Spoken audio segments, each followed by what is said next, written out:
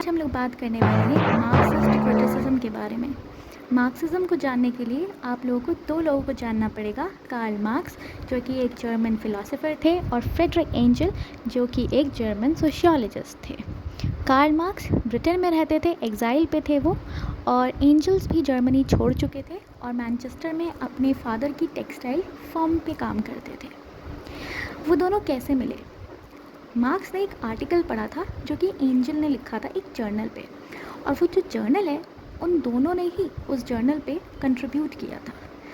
तो यहाँ पे उन्होंने अपनी इकोनॉमिक थियोरीज़ को कम्युनिज्म कहा। वो क्या मानते थे? वो ये मानते थे कि प्राइवेट ओनरशिप होने की जगह ये जो हमारे इंडस्ट्री हैं, ट्रांसपोर्ट वगैरह है, उस पर स्टेट ओनरशिप हो।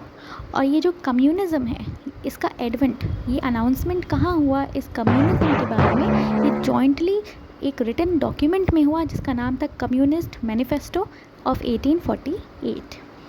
और आज हम लोग बात करते हैं ये मार्क्सिज्म है क्या। ये एक मटीरियलिस्ट फ़िलॉसफी है। मटीरियलिस्ट फ़िलॉसफी ये है, वो ये मानते हैं कि क्लास लेस सोसाइटी हो, ये कॉमन ओनरशिप पे बेस्ड हो। और किस चीज़ का common ownership? Means of production का, डिस्ट्रीब्यूशन का और एक्सचेंज का। इनका ये मानना है कि ये जो हमारी आइडियलिस्ट फ़िलॉसफी है, जिसमें हम ये बिलीव करते हैं कि हमारा जो लाइफ है, हमारा जो कंडक्ट है, इसके पीछे कोई रिलीजियस एक्सप्लेनेशन है। फॉर एग्ज़ाम्पल, अगर कोई इंसान गरीब है, इफ़ समवन इज़ पुअर, तो आप उसको अपनी एक किस्मत मान लेते हैं। Someone will think that this thing is my own destiny, but it is not. क्योंकि यहाँ पे वो एक रिलीजियस एक्सप्लेनेशन देते हैं इस चीज़ का। बिकॉज आपके कर्म बुरे थे तो आप गरीब हैं, because your karmas were not good, that's why you are poor.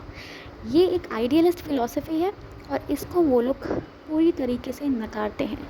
तभी आपने सुना होगा कि जो कम्युनिस्ट लोग हैं ये भगवान पर विश्वास नहीं रखते, they do not believe on God. ये लोग कैपिटलिज्म के अगेंस्ट हैं। वाई अगेंस्ट है? क्योंकि कैपिटलिज्म में जो हमारा एक कैपिटलिस्ट होता है उसका मेन पर्पस प्रॉफिट है, और प्रॉफिट की वजह से ये जो लेबर फोर्स है उसे वो इंसानों की तरह नहीं ट्रीट करता, उसे वो टूल्स की तरह ट्रीट करता है। Labour are the source of profit for the capitalist. So उसमें से जो ये ह्यूमैनिटी का एलिमेंट है वो चला जाता है। चलिए हम लोग जान लेते हैं एक simplest Marxist model of society.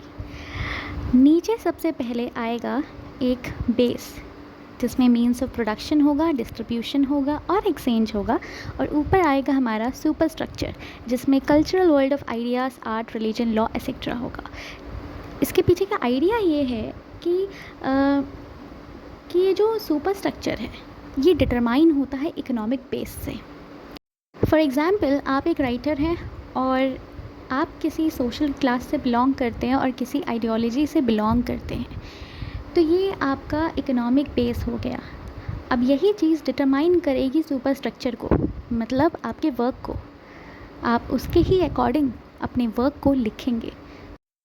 लेकिन ये पता होना ज़रूरी है कि जो मार्क्स और एंजल्स के जो व्यू पॉइंट थे लिटरेचर में थियोरी को लेकर, वो काफ़ी रिलैक्स थे और अनडॉगमेटिक थे। और उनका ये मानना था कि जो एक अच्छी आर्ट है उसमें कहीं ना कहीं अ डिग्री ऑफ फ्रीडम होता है from the prevailing economic conditions. Engels ने एक बार एक नॉवेलिस्ट मार्गरेट हार्कनेस को अप्रैल 1888 में ये लिखा भी था कि the more the opinions of the author remain hidden the better the work of art. But real thing तो ये है कि राइटर जो है अपने सोशल क्लास से, अपनी प्रिवेलिंग आइडियोलॉजी से हट नहीं पाता, और कहीं ना कहीं उसका जो ये आइडियोलॉजी है वो एक रिटन वर्क पे बेयर करता है। और वही चीज़ मार्क्सिस्ट लिटरेरी क्रिटिसिज्म समझती है, राइट। और उसमें थोड़ा बहुत पॉलिटिकल ओवरटोन्स होता है।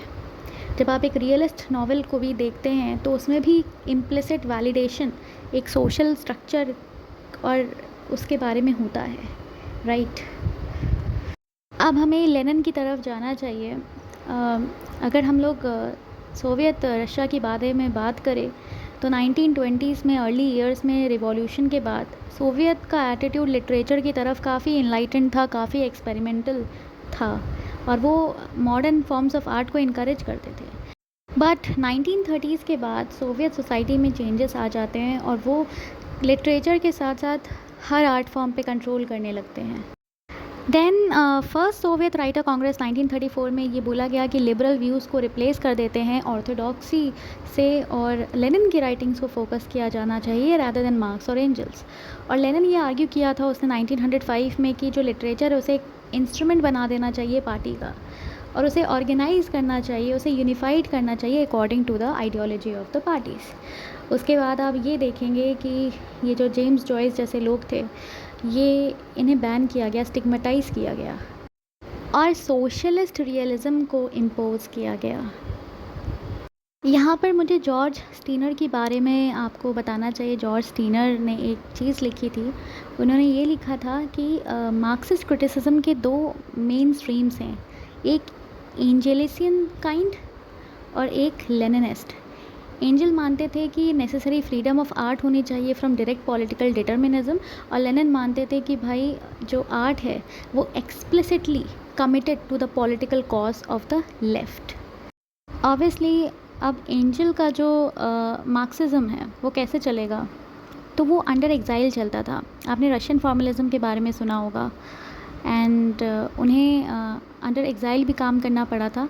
अगर हम इनके प्रोमिनेंट मेंबर्स के बारे में बात करें तो वो है विक्टर शेक्लोव्स्की, बोरिस आइशनबॉम, बोरिस टोमाशेव्स्की एंड ये सारे रशियन फॉर्मलिस्ट थे। ये क्या करते थे, ये ना तो सोशलिस्ट रियलिज़म के बारे में लिखते थे और ना तो ये क्लियरली दिखाते थे कि वो विरोध में। ये लोग लैंग्वेज के बारे में बात करते थे, लैंग्वेज के कैरेक्टरिस्टिक के बारे में बात करते थे। It's their own way of saying that I am against you. And defamiliarisation के बारे में आपने सुना होगा, मेकिंग स्ट्रेंज, ये शेक्लोव्स्की का आइडिया है।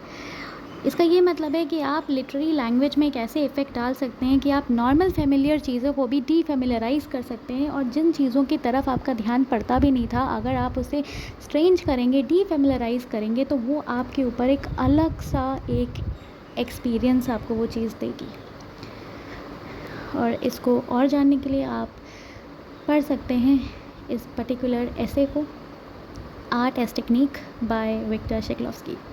सो I will not go deep into Russian formalism. और नेक्स्ट चीज़ मैं स्टार्ट करूँगी अल्थ्यूज़र। अभी तक मैंने आपको मार्क्सिज्म के बारे में जितना भी इन्फॉर्मेशन दिया ये काफ़ी बेसिक था। लिटरेचर के पॉइंट ऑफ व्यू से मार्क्सिस्ट क्रिटिसिज्म काफ़ी इंटरेस्टिंग है and I hope you love this particular explanation. Like, share, subscribe and जय हिंद।